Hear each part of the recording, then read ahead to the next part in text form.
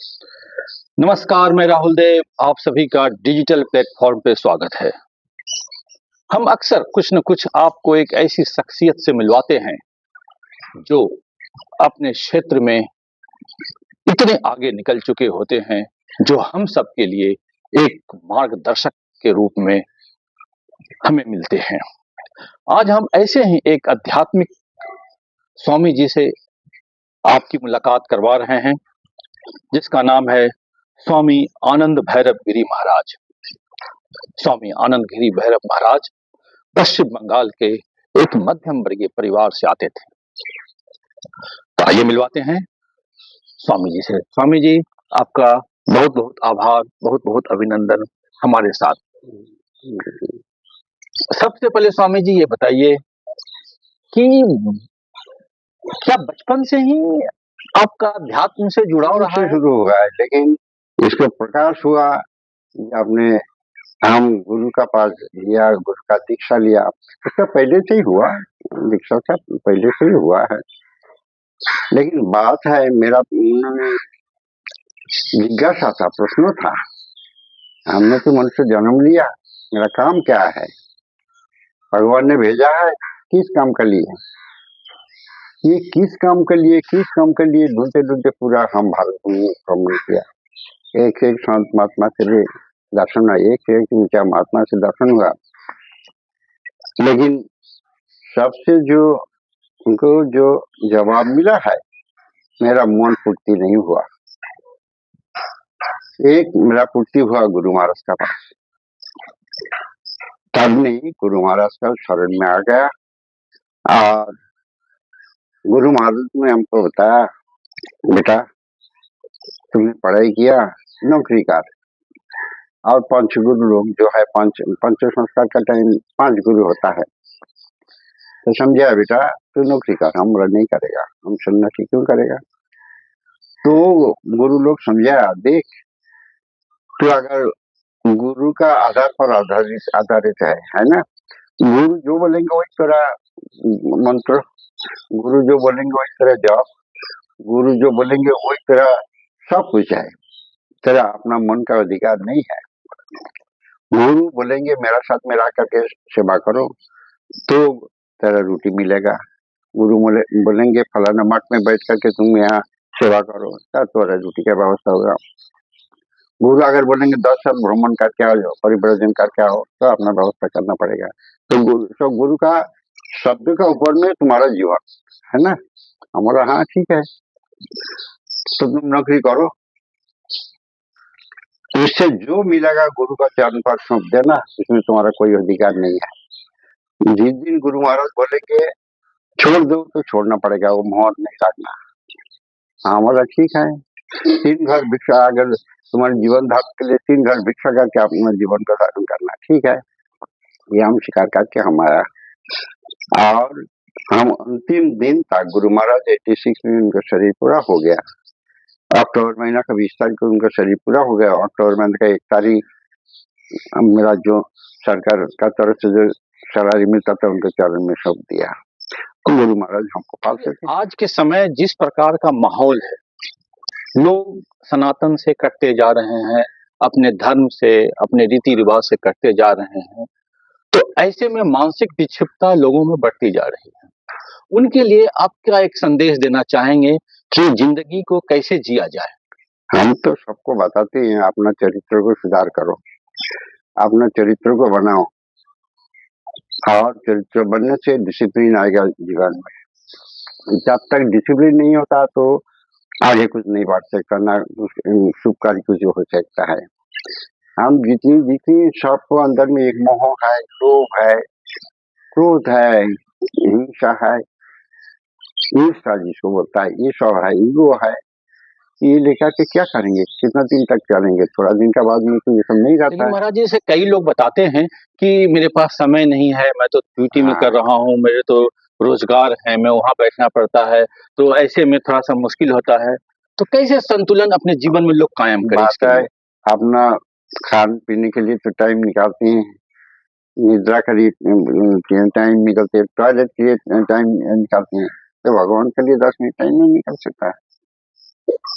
नहीं निकल सकता है। जरूर निकल सकता है। गॉप करने के लिए, सिनेमा देखने के लिए, बाजार करने के लिए टाइम तो मिलता ही है। 24 घंटा है, 1-2 घंटा नहीं, 24 घंटा। भगवान के लिए आधा घंटा टाइम नहीं दे सकता है। ये आधा घंटा सांसारिक होकर कैसे अध्यात्म से जुड़ा जाए? हाँ, संसारिक होकर के पहले माँ बाप जो होता है, पहले उनको अपना चरित्र को संशोधन करना पड़ेगा। चरित्र, और ये चरित्र जो होता है, जो कैरेक्टर जो होता है, संस्कार से होता है। माँ बाप का संस्कार से, समाज का संस्कार से होता है। तो माँ बाप अगर अच्छे बनेंगे तो संतान भी अच्छा बनेगा। माँ बाप अगर विचित्र रूप लेंगे तो बच्चे भी विचित्र तो रूप सरकार लेंगे। ऐसा लगता है कि सनातन धर्म को कुछ प्रमोट कर रही है या उसमें प्रश्रय कर रही है, ऐसा आप मानते हैं क्या? सुनिए, आप तो कोई पॉलिटिकल आदमी नहीं है। जी हम कोई पॉलिटिक्स की मेरा नॉलेज भी नहीं है, जी लेकिन दोनों आंख खुला है और एक तीसरा आंख, 3 तो आंख खुला है। जी खुल करके जो देखता है, अगली जो दिन है बहुत कठिन दिन आ रहा है। जी आप, हम लोग को अत्याचार भी सहन किया है, ऐसा भी सहन किया। सीपीएम का टाइम ऐसे हुआ मेरा, हम गुरु महाराज भोजन करता था, सीपीएम का लीडर आकर के लात मार के हम लोग को थाली उल्टा दिया था। किसी को पास कोई कंप्लेंट नहीं किया। क्यों? हम लोग देखभाल करने वाले नहीं। हम सन्यासी आए, गुरु महाराज सन्यासी आए, 84 ईयर्स उम्र है। वो लोग को कालसार हुई है लात मारना। तो गुरु सन्यासी का के देखा नहीं, सन्यासी को दोनों गुरु महाराज को देखे हम बैठेगा और उस टाइम लात मार के उल्टा दिया, पलटी कर दिया। तो ये इसका गवाही बहुत आदमी था। हम वहाँ स्कूल में था, सब स्कूल से सब आदमी आ गया था 1:30 बजे। ऐसे की घटना हुआ, लेकिन इसका कोई प्रतिवाद हम नहीं किया क्योंकि ये सुधारने वाला नहीं था। और 50 साल से जो भारत भूमि में जो सनातन धर्म का ऊपर में जो अत्याचार हुआ है, 50 साल लास्ट ये सुधारने के लिए बहुत टाइम लगेगा। और हम प्रार्थना करेंगे अगली जो पॉलिटिशियन जो आते हैं, क्यों पॉलिटिशियन ज्यादा होते हैं गड़बड़ी। जितने पॉलिटिक्स करता है ना, ज्यादा गड़बड़ी है। अपना घर परिवार मामला छोड़ करके, धन संपत्ति छोड़ करके और कुछ जानता नहीं है। डेडिकेशन लाइफ है जी, कोई गृहस्थी का डेडिकेशन लाइफ है। सब टीम है, एक तो टीम है, क्लब है, एक तो क्लब है, एक तो क्लब, एक तो क्लब, ऐसा ही है। राइट, एक पॉलिटिकल पार्टी। तो बदल होने से क्या हुआ, वही वही जो कांडा, वो कांडा का इधर और उधर बराबर हो जाता है, यही होता है।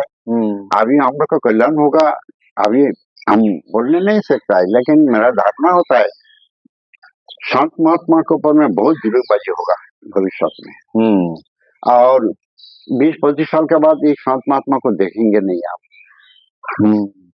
वर्तमान जो परिस्थिति मेरे नजर में आता है, लास्ट 30 ईयर्स के अंदर में हम बहुत बड़ी मुश्किल से गिनती में कुंभ मेला में संत महात्मा बना। बता दें कि मोदी जी बहुत सनातनी हैं। आपके नजर में मोदी जी कैसे हैं? मोदी सुनिए, आज मोदी जी बंगाल में आया करते, हम पॉलिटिक्स नहीं करता है, लेकिन मोदी जी आया करके हम लोग का थोड़ा स्वास्थ्य देखता है।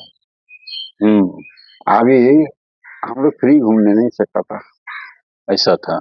ऐसे ही अपना बात बोलते हैं, हम लोग सोच के जाना पड़ता है, फलाना जगह जाएगा, फलाना जगह जाएगा, सोच के जाना पड़ता था।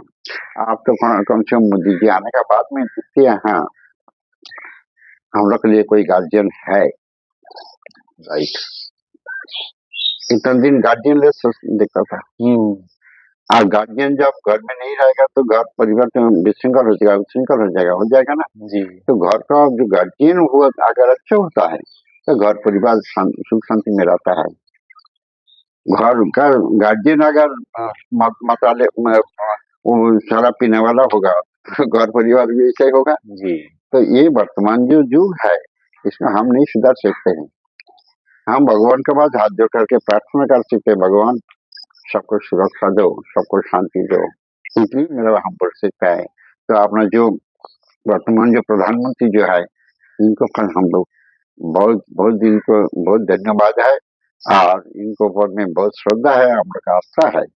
ऐसे हम अगर सनातनी को रक्षा करने वाला होगा तो मोदी जी कर सकता है।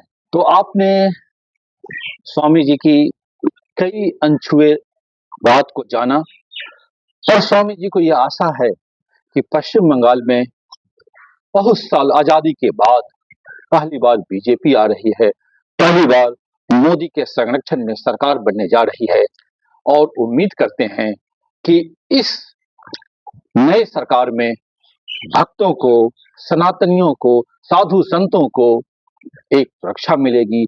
आपने हमारी बातों को, महाराज जी के बातों को इतने ध्यान से सुना, इसके लिए आपका बहुत बहुत आभार, बहुत बहुत अभिनंदन। फिर मिलते हैं किसी अन्य शख्सियत के साथ, तब तक आपको नमस्कार, धन्यवाद। ओम ब्रह्मात्मं ब्रह्मोऽपि ब्रह्मज्ञो ब्रह्मणाहुतं ब्रह्मैव तेन गतपं ब्रह्मकर्म समाधिना इदं शुभं नैवेद्यम्